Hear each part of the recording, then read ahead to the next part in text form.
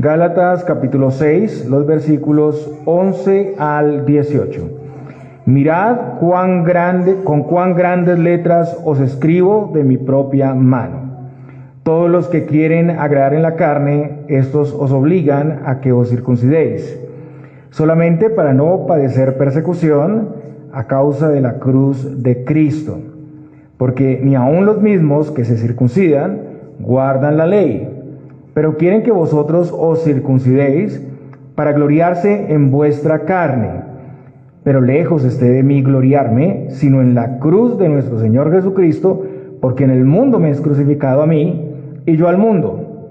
Porque en Cristo Jesús ni la circuncisión vale nada, ni la incircuncisión, sino una nueva creación. Y a todos los que anden conforme a esta regla, paz y misericordia sea a ellos y al Israel de Dios. De aquí en adelante, nadie me cause molestias, porque yo traigo en mi cuerpo las marcas del Señor Jesús. Hermanos, la gracia de nuestro Señor Jesucristo sea con vuestro espíritu. Amén. Oremos. Señor, gracias por tu palabra. Gracias por permitirnos, Señor Dios, llegar al último versículo de esta maravillosa epístola. Y pedimos tu bendición, Señor, tu gracia para poder recibir tu palabra, como siempre lo hacemos, rogando que nos permitas atesorarla, ver a Cristo, ver esa redención que has traído para nuestra vida con mayor claridad, y que salgamos de aquí, Señor Dios, para ser instrumentos tuyos y llevar tu palabra a otros y dar frutos abundantes de justicia. Te lo pedimos, Señor, en Cristo Jesús. Amén. Podemos sentarnos, hermanos.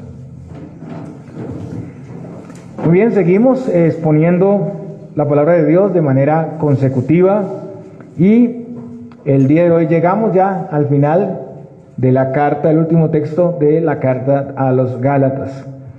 Una carta enviada a las iglesias de Galacia, un grupo de iglesias que habían sido plantadas en el primer viaje misionero del apóstol Pablo, y que ahora, por la influencia de este grupo, los judaizantes, pues estaban desviando de la verdad. Y recordemos un poco, los judaizantes estaban enseñando que para que una persona fuera salva, no solamente tenía que creer en Cristo, eso para ellos no era suficiente, sino que debía añadirle a Cristo el cumplimiento de la ley, el cumplimiento de la circuncisión, guardar ciertas fechas, tradiciones, comidas, y eso entonces, ahora sí, sería algo completo para ellos a la luz de su cosmovisión, para tener salvación. O sea, tenían que hacerse judíos primero para ser cristianos. También vimos que los judaizantes estaban desacreditando el ministerio de apostolado del apóstol Pablo, y con eso ellos entonces querían que los gálatas desestimaran su enseñanza. Si anulaban a Pablo como servidor, como apóstol, si lo ponían en duda, entonces el mensaje del evangelio iba a ser menospreciado por los gálatas. Y como vimos, Pablo escribe a los gálatas para atacar este error de los judaizantes, para exhortar fuertemente a los gálatas de recibir esa enseñanza que era una enseñanza adulterada, para presentar el evangelio de la libre gracia de Dios en Cristo, la justificación por la fe sin las obras de la ley, una salvación que trae verdadera libertad y no libertinaje, y para defender su ministerio, que los judaizantes, como ya he dicho, lo ponían en duda. Y con todo esto, Pablo estaba atacando la falta de unidad que se estaba dando por este tema entre judíos y gentiles. Y hermano, lo que hemos aprendido, lo que hemos visto es que solo hay un mensaje, solo hay un camino de salvación, y esa salvación ha sido claramente revelada aquí en esta carta, en las Sagradas Escrituras. Agregarle, disminuirle, ajustarlo en lo más mínimo es cambiarlo completamente. Y así este mensaje entonces es inútil. Nos aparta totalmente de Cristo, nos aparta de su gracia, nos pone del lado de la ley y nos deja bajo esclavitud y bajo condenación. Los que promueven un evangelio diferente están bajo maldición, es lo que dice Pablo aquí. Ese evangelio es la obra, el verdadero evangelio es la obra todo suficiente del Señor Jesucristo para nuestra salvación, sin agregar ningún cumplimiento de parte nuestra. Se recibe por fe, pero la fe no es un aporte humano, sino es por fe para que sea por gracia. O sea, es algo que viene de Dios. La salvación de principio a fin, hermanos, es sostenida por el Señor. Y este evangelio era claro para todos, pero en la práctica, como pasa con nosotros, nos encontramos continuamente con diferentes situaciones donde tenemos que luchar contra esa idea de la justificación por las obras. O sea, creer que porque hacemos o tenemos cierto distintivo religioso, étnico, político, académico, o cierto comportamiento, somos más o menos aceptados por Dios y su pueblo. Y continuamente, hermanos, necesitamos escuchar y reaprender el evangelio de gracia. Como vimos, hasta los mismos líderes de la iglesia cayeron en esto. Pedro y Bernabé por un momento se desviaron a tener una preferencia hacia los judíos, pero Pablo ahí les exhorta recordando las implicaciones del evangelio. Entonces vemos como claramente Pablo presenta ese evangelio y muestra su necesidad de principio a fin en el creyente. Vimos también la relación que existe entre la ley y el evangelio. La promesa hecha a Abraham es superior a la ley, y la ley no contradice, no anula la promesa, sino que está a favor de la promesa.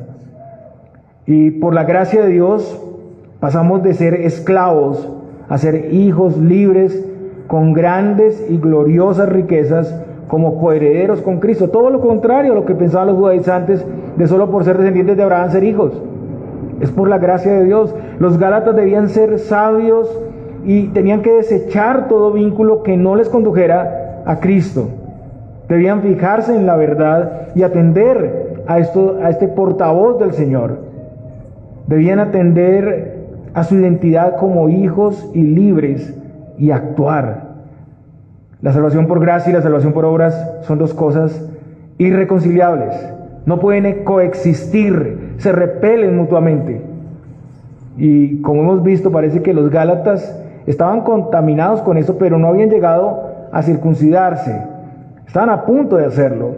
Y Pablo aquí está advirtiendo del peligro de escuchar a esas personas que son falsos maestros y realmente buscan conducirlos a ellos mismos, no a Cristo. En los últimos capítulos, como es costumbre en las cartas de Pablo, vimos una sección práctica, ¿no?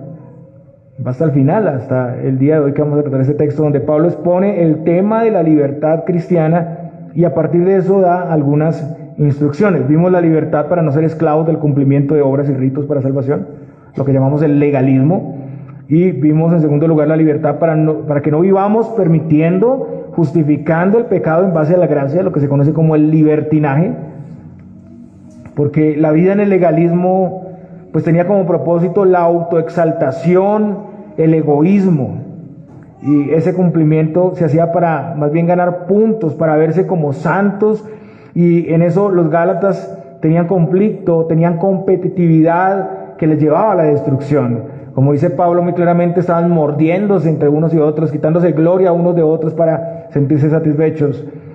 Al igual la vida en libertinaje es una vida egoísta, sin amor, solo busca lo suyo, la autocomplacencia, y trae esclavitud, trae conflicto.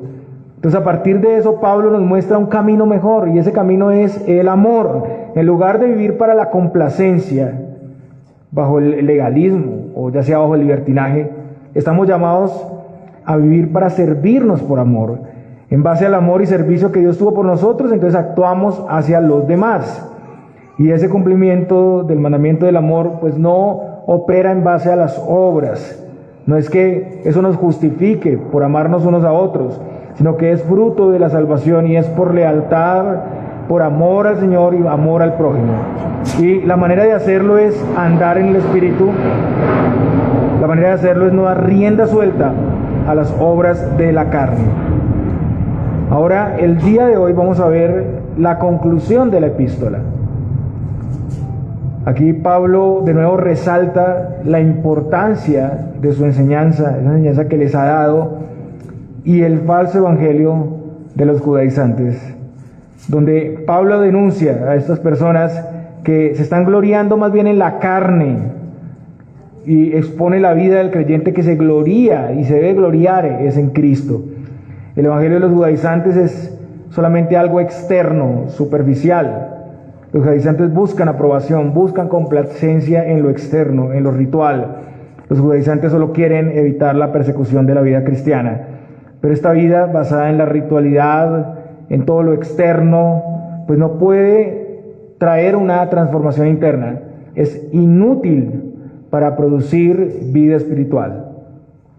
En segundo lugar, vamos a ver que gloriarse en Cristo implica el cumplimiento de la circuncisión, el cambio y la transformación interna, el efecto del Evangelio que es desde adentro hacia afuera, no lo contrario. Y en esta condición el sistema de este mundo ya no tiene un efecto o una influencia sobre nosotros, porque el creyente no se jacta en los principios, las doctrinas del mundo. El creyente está muerto para el mundo porque se gloría solo en Cristo y es una nueva criatura. Entonces solo hay un evangelio y solo quienes caminan en él, gloriándose en la obra todo suficiente, completa de Cristo, reciben paz y misericordia y son el verdadero pueblo de Dios.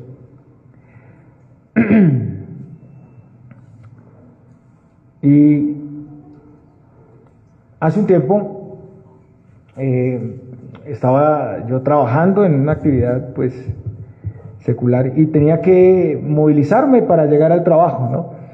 Y creo que ustedes conocen esos carritos que los llevan a uno hasta el paradero de los buses y bueno, son muy útiles, ¿no? Algunos funcionan con tracción humana, son ellos dando pedal y otros tienen motor. Y bueno, iba tarde hacia mi trabajo y dije, voy a tomar un carrito de estos y bueno, voy a mirar cuál puedo tomar porque pues necesito llegar temprano, voy a mirar una moto que me pueda llevar. Y venía un carrito de estos haciendo un ruido tremendo. Yo dije, ese es un motor gigantesco, esto me va a llevar más rápido. Y bueno, yo me subí ahí, en ese carrito. Y cuando íbamos en camino, yo me daba cuenta que no era coherente el sonido que escuchaba con lo que andaba el carrito. Pues me asomé a mirar y el muchacho estaba dando pedal, pero era como una bocina que hacía el sonido de moto potente, de moto poderosa. Y bueno, eso es algo comparable con lo que Pablo está mostrando aquí. Mucho ruido, mucha apariencia externa, pero realmente no hay lo que promete, ¿no? Adentro no hay nada. Y este era el cuadro de estos judaizantes. Y el versículo 11 dice, mirad con cuán grandes letras os escribo de mi propia mano. Entonces Pablo ha llegado al final de la carta y es el momento de concluir todo lo que él ha dicho, y hay varias interpretaciones aquí sobre este versículo 11. Algunos sugieren que Pablo tenía un problema en la vista, que tenía cierta ceguera. En Gálatas 4:15 Pablo decía lo siguiente, porque os doy testimonio de que si hubieseis podido, os hubierais sacado vuestros propios ojos para dármelos. Y ahora que nuestro texto dice, mirad con cuán grandes letras os escribo. Entonces esto sugiere que Pablo podía tener una limitación en su visión, pero realmente pues no sabemos con claridad cuál era esa enfermedad, cuál era esa prueba. Todo eso puede más bien ser una hipérbole. Lo que podemos ver es que independiente a esa situación, cuando Pablo habla de las grandes letras, es posible que solo quiera enfatizar la conclusión, decir que es importante su conclusión, pero puede ser que sí tenía un tema de visión. Él quiere dar un énfasis especial, unos énfasis principales de lo que ha dicho en la carta. También cuando dice, os escribo de mi propia mano, algunos interpretan eso como que tenía un problema en su mano, pero pues realmente no es eso, es porque Pablo ha dictado su carta hasta este punto, y como era la costumbre en sus cartas, ahora él hace la parte final a mano. O sea, Pablo generalmente escribía por medio de un amanuense. Un amanuense es una persona que es como un secretario, escribe el dictado de otros, copia los escritos, ¿no? Entonces la epístola fue escrita por el amanuense, dictada por Pablo, y esta parte final, entonces Pablo la hace de su propia mano. Y lo que pueden mostrar las grandes letras escritas de su propia mano es que Pablo es cercano y está verdaderamente preocupado por ellos, pero además que las doctrinas que les ha enseñado hasta aquí pues son muy centrales, son importantes y se subrayan especialmente, son enseñanzas no periféricas, son enseñanzas que si una persona no las recibe, entonces se va a perder. Enseñanzas que en medio de las limitaciones de Pablo, pues deben ser impartidas con urgencia. No sabemos si veía bien, si veía mal, posiblemente era eso que estaba viendo mal o tenía algunas limitaciones, pero hay urgencia por la veracidad del Evangelio, porque eso es lo que está en peligro. Y Pablo es un siervo que ha venido a ellos como un verdadero creyente, como un verdadero ministro, alguien que estuvo entre ellos sirviéndoles con grandes limitaciones en su salud. Él habla de una enfermedad o prueba en su cuerpo, alguien que sufre por ellos dolores de parto, dice en otra parte, y él lo continúa haciendo. Dice, hasta hoy está en esa situación. Alguien que no busca hacer alarde de sus capacidades o frutos, sino que está siempre mostrando su debilidad. Él se gloría en Cristo y él más bien muestra lo necesitado, lo débil que es, lo dependiente de la gracia de Dios. Alguien que ha muerto, alguien que vive para servir y glorificar a Dios a costa de todo. Y Pablo inicia esta conclusión acusando o exponiendo las verdaderas intenciones de los judaizantes. En el versículo 12 dice, todos los que quieren agradar en la carne, estos os obligan a que os circuncidéis solamente para no padecer persecución a causa de la cruz de Cristo. Entonces los judaizantes obligaban a los gálatas a circuncidarse y con eso ellos daban una aparente impresión externa de que se interesaban por ellos, que eran muy espirituales, pero su propósito aquí era congraciarse con los demás judaizantes, sobre todo de pronto los que estaban en Judea, por un lado para conseguir aceptación y por el otro para evitar la persecución que trae el cristianismo. Y Pablo había dicho en Gálatas 5:11, vaya conmigo a ese texto, Gálatas capítulo 5, versículo 11, dice lo siguiente, y yo, hermanos, si aún predico la circuncisión, ¿por qué padezco persecución todavía? En tal caso se ha quitado el tropiezo de la cruz.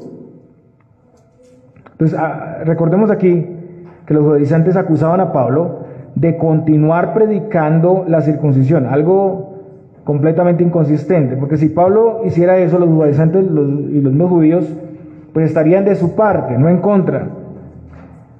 Pablo más bien era perseguido, eso lo hemos visto. Él se oponía a esas añadiduras que ellos habían traído al Evangelio de Cristo, se oponía a esa enseñanza adulterada.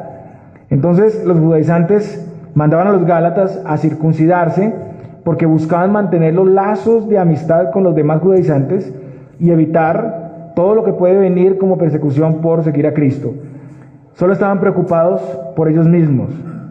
O sea, ellos eran egoístas, pero también eran hipócritas. Ellos saben las implicaciones de la vida cristiana y no quieren someterse a llevar el yugo de Cristo, que es la persecución, el rechazo.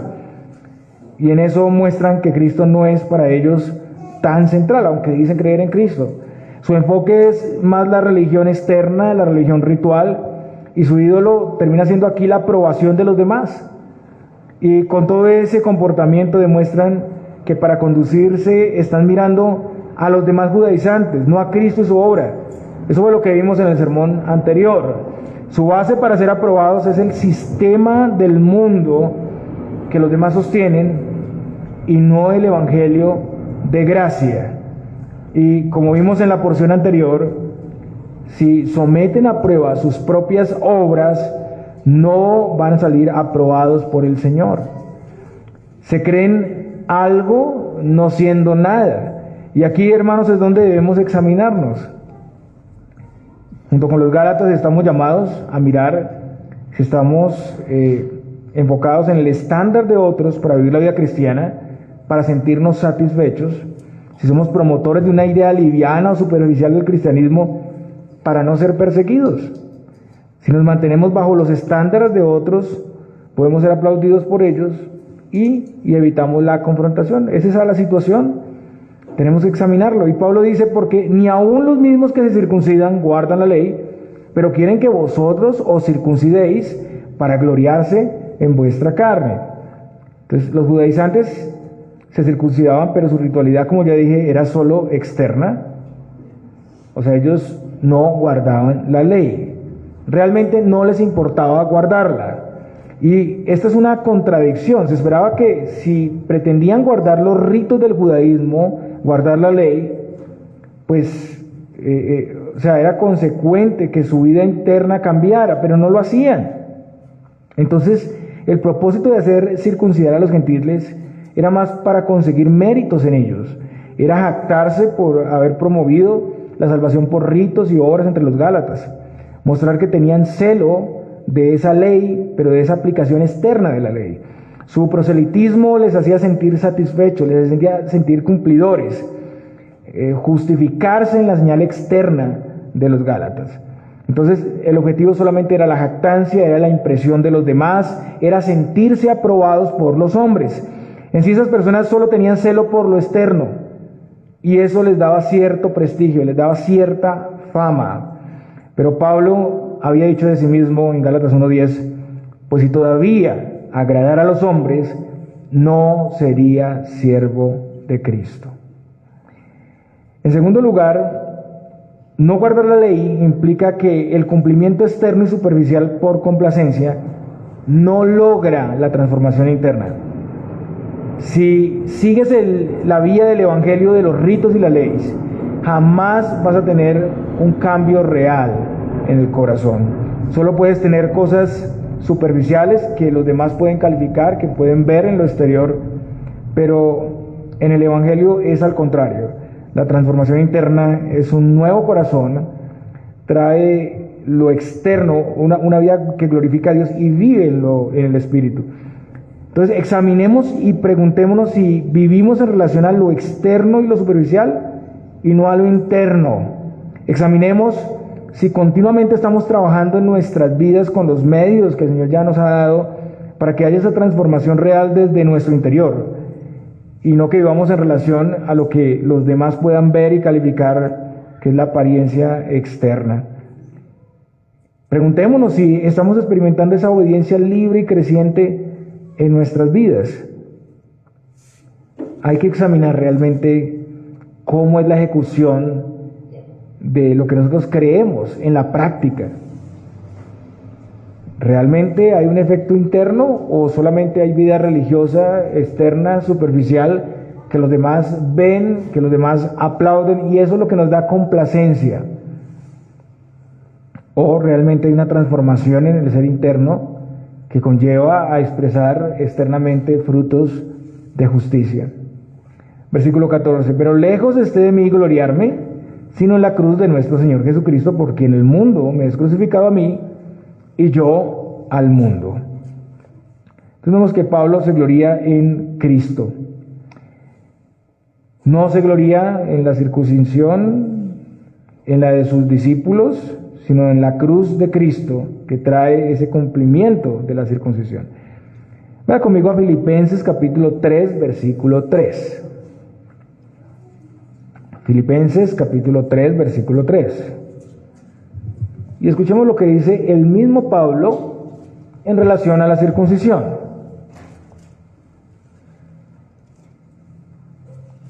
Porque nosotros somos la circuncisión, los que en espíritu servimos a Dios y nos gloriamos en Cristo Jesús, no teniendo confianza en la carne. Noten ustedes lo que dice. Nosotros somos la circuncisión. ¿Qué quiere decir esto?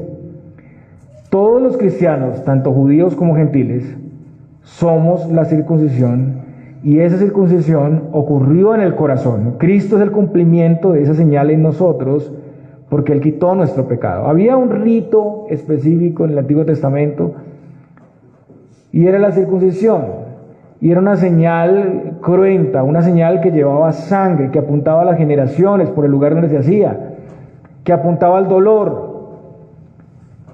Viniendo Cristo, esa señal es obsoleta. Ahora hay una nueva señal que representa muy bien nuestra entrada al pacto, y es el bautismo, y habla más bien de los efectos de la obra de Cristo. Ya no apunta al dolor, no es cruenta, sino ahora apunta a la regeneración. Cuando nos bautizamos, ya lo que tenemos no es una señal de dolor, sino tenemos agua que cae sobre la persona y representa la venida del Espíritu Santo sobre la persona al creer, y representa la limpieza de los pecados. Es una señal mucho más coherente con lo que señala. La señal debe estar conectada con lo que señala, si no, no sería una buena señal. En el Antiguo Testamento apuntaba a Cristo, a su cumplimiento, y en el Nuevo Testamento la señal del bautismo apunta al efecto de la obra de Cristo, que es el perdón de los pecados, y qué más representativo de eso es el agua que nos limpia, ¿no? Que representa la limpieza. En Colosenses, Pablo dice que nuestra circuncisión fue hecha por Cristo en el acto de quitar nuestro pecado. Entonces esta circuncisión fue hecha en nuestro ser interno. Entonces sí somos la circuncisión. Algunos se asustaron cuando dije esto de la circuncisión, pero la circuncisión fue hecha ¿dónde? En el corazón. Hay una realidad interna de esa realidad o ese rito externo. Lo mismo ocurre en el bautismo.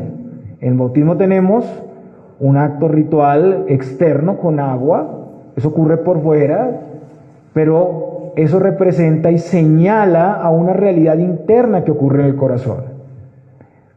Entonces, los judaizantes se quedaron en el tema externo, y hoy en día muchos se quedan en el tema externo, sea solamente el bautismo o los sacramentos o cualquier rito o cualquier actitud religiosa, y eso es lo que representa el cristianismo para esas personas, pero no es así.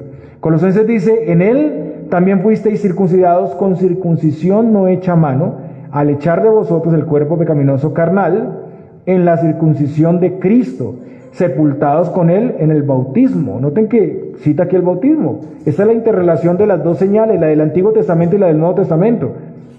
Habla del bautismo, sepultados con él en el bautismo, en el cual fuisteis también resucitados con él mediante la fe en el poder de Dios que le levantó de los muertos, y a vosotros, estando muertos en pecados y en la incircuncisión de vuestra carne, os dio vida juntamente con él, perdonándoos todos los pecados. Entonces Pablo no se gloría en lo externo, ni en la circuncisión ni en el bautismo, sino en lo que apunta a la circuncisión en el ser interno, la realidad en Cristo, su obra perfecta y su ejecución en lo interno, donde estamos unidos por medio de la fe en él, en su muerte, sepultura y resurrección para tener vida y ser perdonados. La cruz de Cristo revela la completa necesidad que teníamos, la necesidad de la sustitución de Cristo.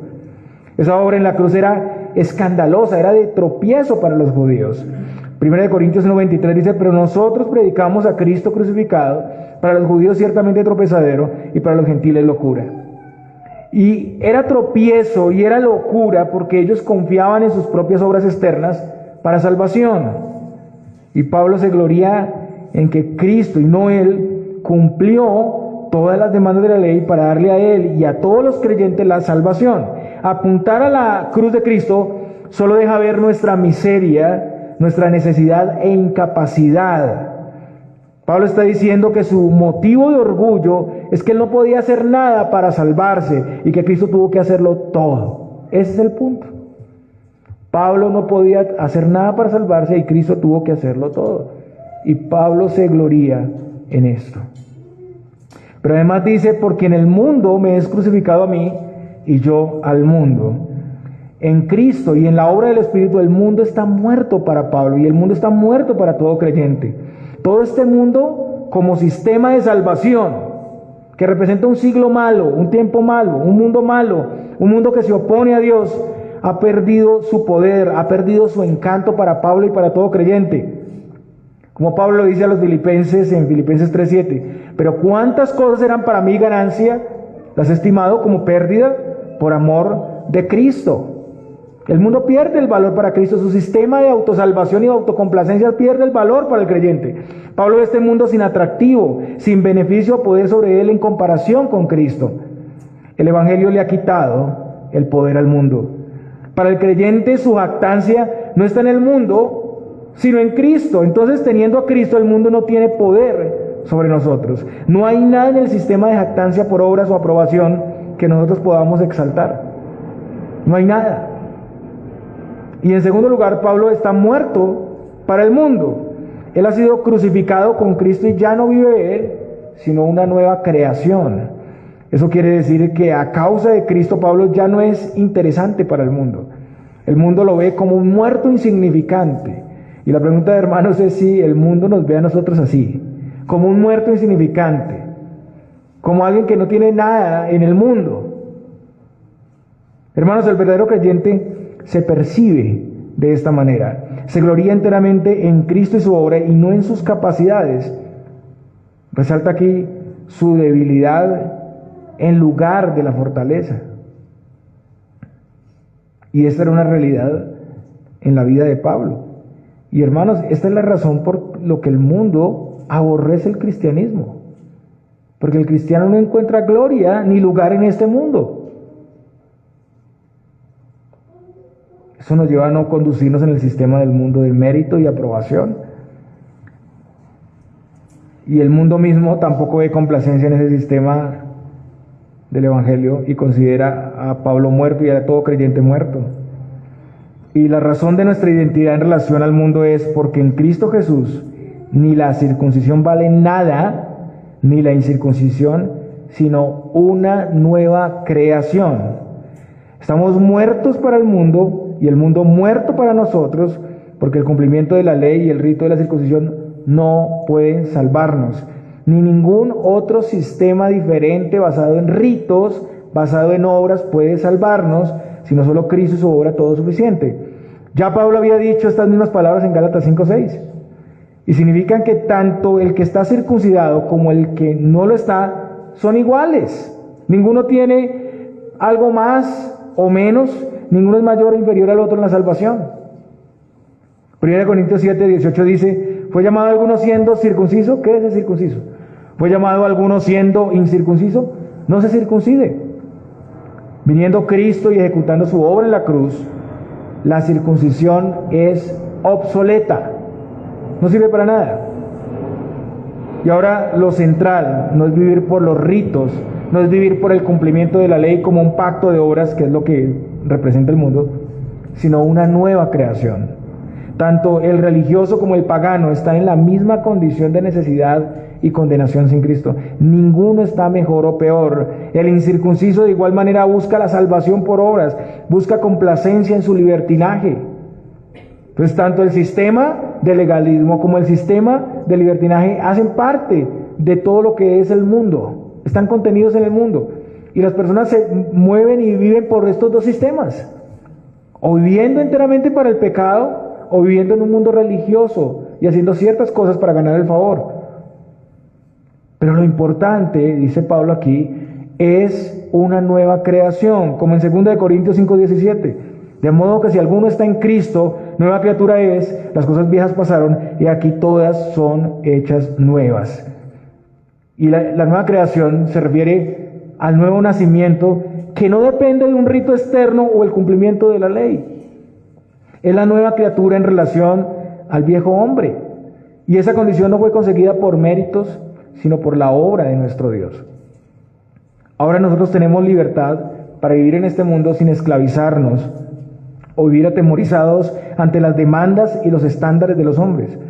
Hay personas que viven atendiendo a las demandas y estándares de los hombres, ya sea en temas de belleza, ya sea en temas de seguridad, de sentirse seguros, de sentirse aceptados.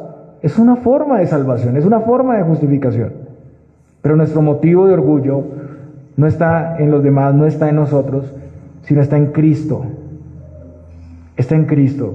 Lo importante es que somos seres nuevos, una nueva creación en base a la obra de Cristo, y tenemos libertad para conducirnos en el mundo sin esclavizarnos de la ley y el cumplimiento, ni tampoco en el pecado. Lo central no son las apariencias y la jactancia que eso trae, sino esa nueva creación, que es la nueva naturaleza, el ser interno regenerado que constantemente está creciendo por los medios que el Señor ha dado para tener frutos de justicia. Y Pablo concluye diciendo: y a todos los que anden conforme a esta regla, paz y misericordia sea a ellos y al Israel de Dios. Entonces, ¿cuál es la regla que establece el Señor aquí? ¿De qué habla Pablo cuando dice que hay una regla? Pues bien, la palabra regla en griego es canon, y es la palabra usada también por los teólogos en relación a los libros de la Biblia, el número de libros que están en la Escritura, que hacen parte de la Escritura. Y traduce caña de medir, algo que sirve para medir o poner un límite. Y lo que dice Pablo es que hay paz y misericordia para los que siguen el Evangelio de Cristo, que Él les ha predicado con claridad y que está claramente definido como un solo Evangelio. Un Evangelio sin añadiduras, sin los ritos de la ley para ser salvos, o sea, sin gloriarse en la carne, sino en la obra de Cristo, y un Evangelio que es completamente opuesto a las ideas del mundo, donde el mundo como sistema ha muerto al creyente y el creyente ya ha muerto para el mundo. Básicamente Pablo está diciendo que la paz y misericordia de Dios es dada a los que han creído y permanecen por la gracia de Dios en este Evangelio. Y la paz nos es dada por la obra de Cristo, que ha traído la reconciliación con el Padre, porque Dios salvó a enemigos. La misericordia es el amor de Dios hacia los que están en miseria. Los que tienen este Evangelio son beneficiarios de la bendición, de la paz con Dios y de ser objeto de su favor misericordioso continuamente, porque no tenían ningún mérito, ni lo tendrán por su cuenta. La paz y la misericordia vienen del Señor por medio del Evangelio. Y Pablo dice además, y al Israel de Dios. Pues Pablo desea paz y misericordia al Israel de Dios. ¿Cuál es el Israel de Dios? Ya Pablo ha explicado en varios pasajes este tema, al mostrar que los que son de la fe, los que creen en la salvación sin méritos, son hijos de Abraham. Aquí mismo en Gálatas 3 del 7 al 9. Sabed por tanto que los que son de fe, estos son hijos de Abraham. Y la Escritura, previendo que Dios había de justificar por la fe a los gentiles, dio de antemano la buena nueva a Abraham, diciendo, en ti serán benditas todas las naciones. De modo que los de la fe son bendecidos con el creyente Abraham. También más adelante, en la misma carta, Gálatas 3 del 28 al 29, vemos que no hay diferencia por nacionalidad, por raza, por linaje, para ser herederos. No hay ninguna diferencia. Gálatas 3, 28 al 29 dice, ya no hay judío ni griego, no hay esclavo ni libre, no hay varón ni mujer, porque todos vosotros sois uno en Cristo Jesús. Y si vosotros sois de Cristo, ciertamente linaje de Abraham sois y herederos según la promesa. También Pablo dice a los romanos que el verdadero judío no se distingue externamente por la circuncisión en la carne, sino por la regeneración, por lo interior. Y podemos decir que también en el nuevo pacto el verdadero creyente no se distingue porque fue bautizado, sino se distingue por esa regeneración que tiene frutos de justicia. Y Romanos 2, 28 al 29 dice, pues no es judío el que lo es exteriormente, ni es la circuncisión la que se hace exteriormente en la carne, sino que es judío el que lo es en lo interior, y la circuncisión es la del corazón, en espíritu, no en letra, la alabanza del cual no viene de los hombres, sino de Dios. Y además de todo esto, el Señor ha hecho un solo pueblo, es lo que enseña Efesios. Pero ahora en Cristo Jesús, vosotros que en otro tiempo estabais lejos, habéis sido hechos cercanos por la sangre de Cristo, porque Él es nuestra paz, que de ambos pueblos hizo uno, derribando la pared intermedia de separación. Entonces aquí Pablo hace referencia más bien a todos los creyentes judíos y no judíos, que se distinguen por la fe en Cristo, que son guiados por el Espíritu, que se glorían en la cruz de Cristo, en el Evangelio que trae misericordia y paz, y que es el mismo Evangelio para judíos y gentiles. No hay dos evangelios, no hay un plan, promesas para judíos y otro para gentiles, sino como dice Romanos 1:16, hay solamente un solo evangelio, porque no me avergüenzo del evangelio, porque es poder de Dios para salvación a todo aquel que crea, al judío primeramente y también al griego. El llamado es a vivir toda nuestra vida en base al evangelio para tener paz y misericordia. Y así podemos ser entonces el pueblo de Dios, ese pueblo de Dios conformado por judíos y gentiles. Y Pablo se despide diciendo, de aquí en adelante, nadie me cause molestias, porque yo traigo en mi cuerpo las marcas del Señor Jesús.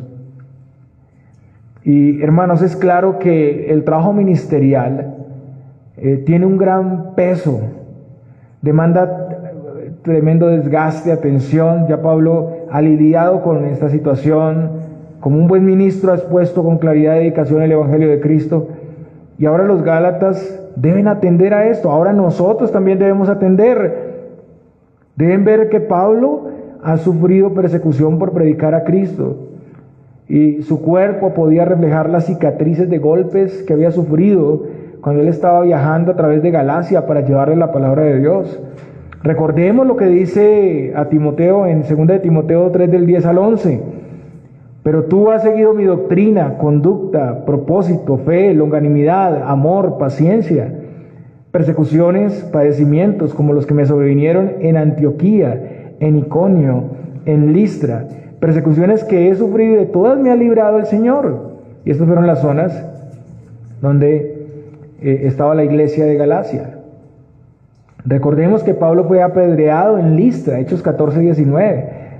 En 2 Corintios 6, del 3 al 10 también, miren lo que dice: no damos a nadie ninguna ocasión de tropiezo para que nuestro ministerio no sea vituperado, antes bien nos recomendamos en todo como ministros de Dios, en mucha paciencia, en tribulaciones, en necesidades, en angustias, en azotes, en cárceles, en tumultos, en trabajos, en desvelos, en ayunos, en pureza, en ciencia, en longanimidad, en bondad, en el Espíritu Santo, en amor sincero, en palabra de verdad, en poder de Dios, con armas de justicia a diestra y a siniestra, por honra y por deshonra, por mala fama y por buena fama, como engañadores pero veraces, como desconocidos pero bien conocidos, como moribundos, mas he aquí vivimos, como castigados, mas no muertos, como entristecidos, mas siempre gozosos, como pobres, mas enriqueciendo a muchos, como no teniendo nada, mas poseyéndolo todo.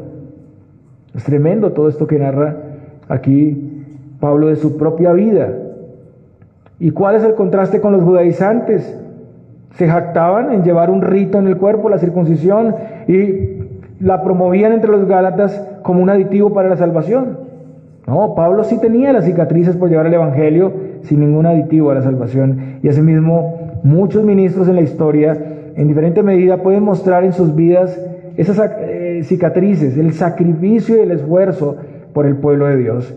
Tal vez no sea en el mismo nivel, pero sí, ahí están esas situaciones. La debilidad es lo que resalta aquí en la vida de Pablo y en la vida de todos los ministros, y es también lo que debe resaltar en todo creyente miembro de la iglesia. Gloriarnos solamente en el Señor. Y esas cicatrices son las marcas del Señor Jesús, porque las sufrió Pablo a causa del Evangelio de Jesús.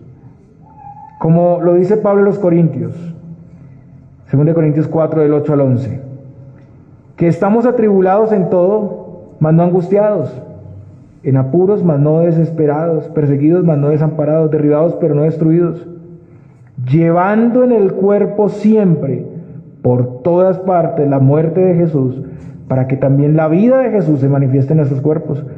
Porque nosotros que vivimos, siempre estamos entregados a muerte por causa de Jesús, para que también la vida de Jesús se manifieste en nuestra carne mortal.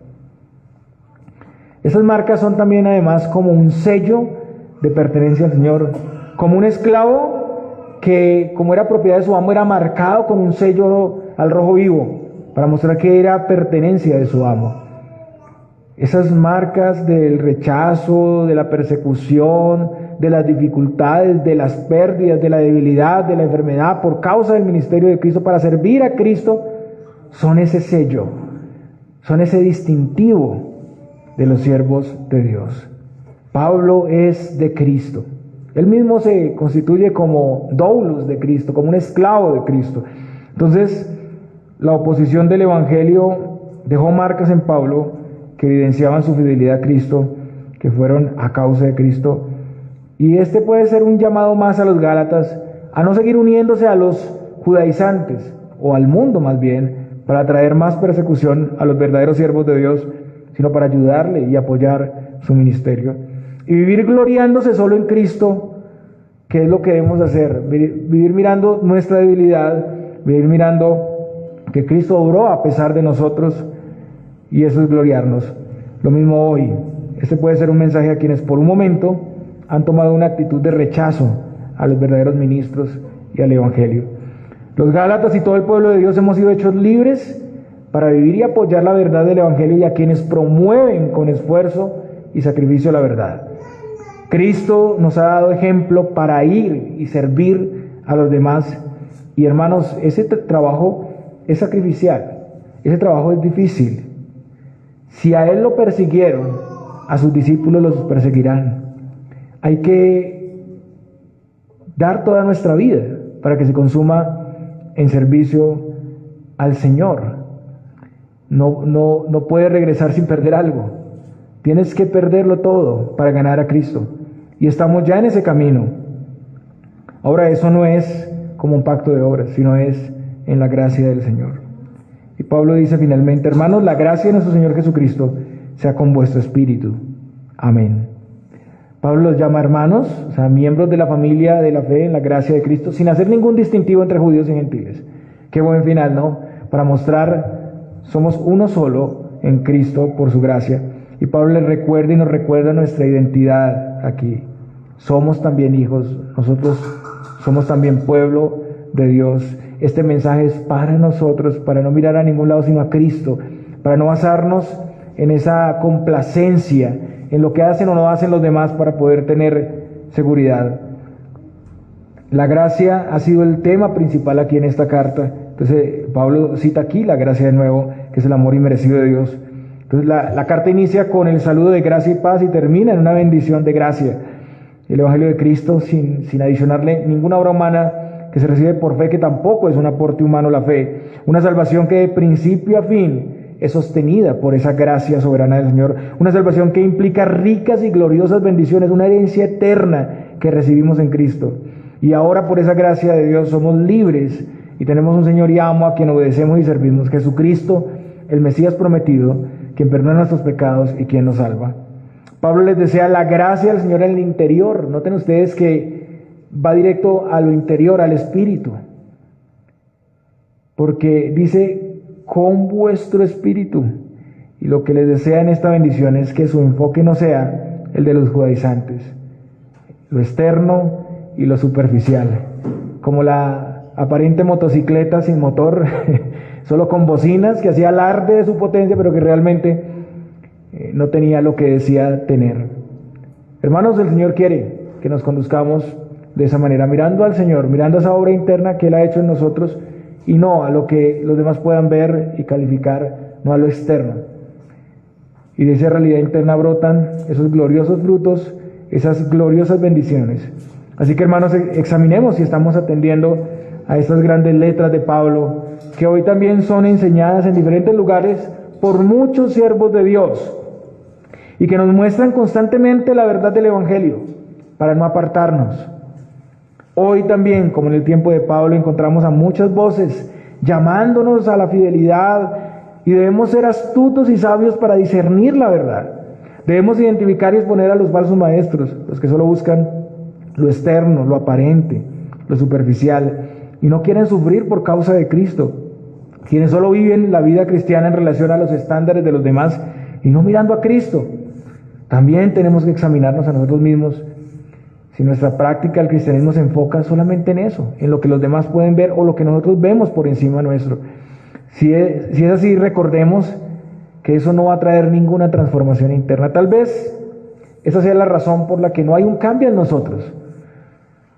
Pasa y pasa el tiempo y no vemos fruto de justicia, porque tal vez nuestro enfoque, nuestro énfasis está en lo que podemos ver o lo que nosotros pueden ver, y de acuerdo a eso nos conducimos y de acuerdo a eso nos calificamos.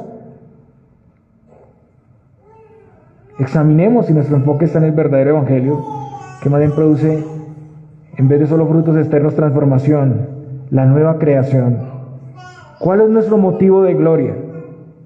¿La obra todo suficiente de Cristo? ¿Nuestros méritos? ¿Los de otros? ¿Nos gloriamos en nuestras debilidades por causa de Cristo, como Pablo, o como el mundo? No queremos que nos vean como débiles, como limitados. ¿Estamos llevando esas marcas que implican la vida en el Evangelio de gracia? Hermanos, refugiémonos en la gracia y misericordia del Señor y vivamos en la libertad que nos trae este glorioso Evangelio. El Señor les bendiga, mis hermanos.